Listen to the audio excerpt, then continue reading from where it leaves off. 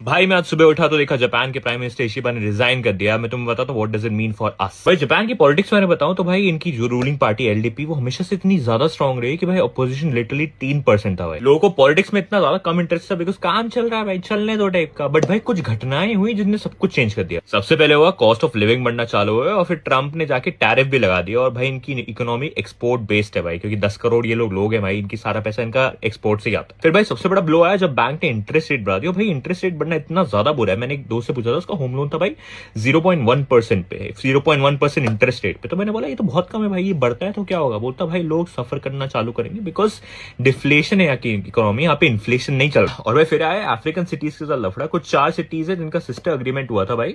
तो भाई अफ्रीका की गवर्नमेंट ने अनाउंस कर दिया ये 4 सिटी जापान की हमारी है भाई। अबे भाई योकोहामा और मुंबई के बीच में भी सिस्टर सिटी अग्रीमेंट है, बट डजंट मीन भाई मुंबई के लोगों का घर योकोहामा है। तो ये भाई अफ्रीका की दिक्कत थी, पर भाई जापान ने भी उसको मुद्दा बना दिया। और भाई फिर हुआ कि 5 लाख इंडियंस को जापान लाने वाला अग्रीमेंट भी साइन हुआ भाई, जिसमें सिर्फ 50,000 स्किल्ड वर्कर्स है और 4,50,000 अनस्किल्ड वर्कर्स है भाई। तो यहाँ की इंडियन कम्युनिटी की फट गई कि भाई ये पान थूकने वाले अब यहाँ पे भी आ जाएंगे क्या?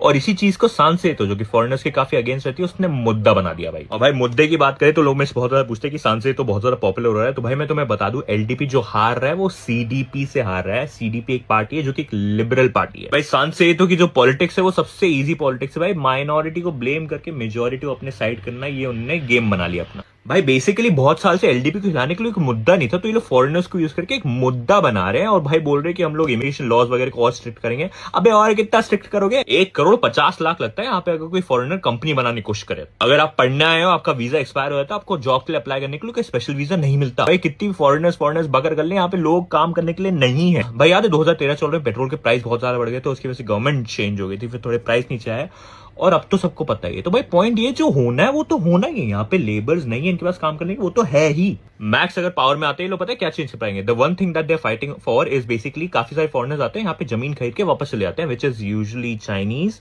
तो भाई it's a good thing to abolish that, क्योंकि भाई चाइना पूरा इनका जापान खरीद लेगा भाई ऑनेस्टली। एक और issue which is I support कि काफी सारे फॉरेनर्स आते हैं और इनकी नेशनल इंश्योरेंस में घुस जाते हैं। And I am not gonna say the country का नेम क्योंकि ये ऑलरेडी, एंड देन महंगे इलाज कराते हैं और फिर अपनी कंट्री भग जाते हैं भाई। हम लोग पेंशन दे रहे होते हैं, तो how are they getting the treatment? इस मेरे को भी अजीब लगता है भाई, तो ऑफ कोर्स जापानी को भी अजीब लगेगा। तो दीज आर ऑल द मुद्दे that they are also creating. तो या if they come, some things might change, but in the end सब कुछ एक मुद्दा है भाई। Anyway let's see where the journey takes us भाई।